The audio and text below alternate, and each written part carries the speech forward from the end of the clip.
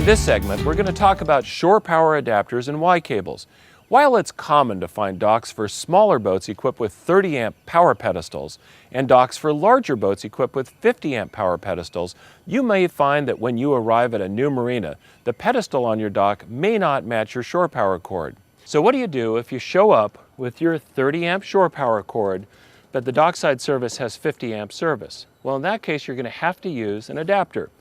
In this case, we've got a 50 amp 125 250 plug, and it converts to a 30 amp connector. So we can connect these together.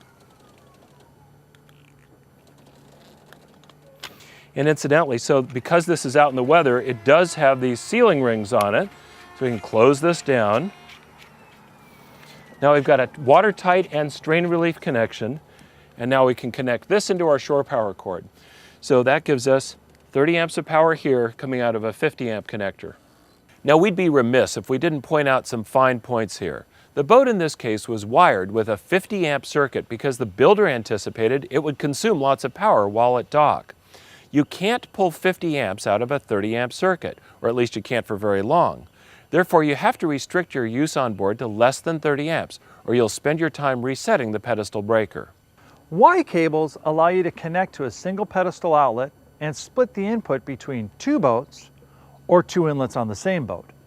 Once again, there's no free lunch. Your two circuits will be limited to 30 amp capacity of the connection. That may mean some cooperation if two boats are trying to use the same outlet without tripping the breaker. There is a way for this same vessel to find the power it needs in this situation, and that's when using a smart Y adapter. This converter connects the two 30 amp outlets on the shore power pedestal and determines if the hot and neutral are correctly polarized, and if the two hot connections are opposite in phase. If not, the Smart Y doesn't allow any current to flow. If the wiring is okay, the Smart Y provides 30 amps of 125 250 volt power to the boat. One of the things that really concerns me is when I see a boat maintenance worker working on a boat and they're tapping into the 30 amp shore power outlet in order to get their power. Normally what they do is they use a 30 amp to 15 converter, and then they plug an extension cord or their tools directly into it. Well, that does two things that's a problem. One is that it gives them a 30 amp circuit on a relatively small power tool, so that if you get any sort of problem in this cord, you're going to end up with a very serious electrical issue. And it doesn't provide GFCI protection.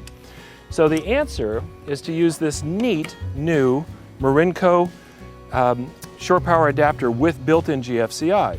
So the way this works is that you have the 30 amp connector here, goes into a standard power outlet, GFCI protection inside, and then you have a triple standard 15 amp outlet.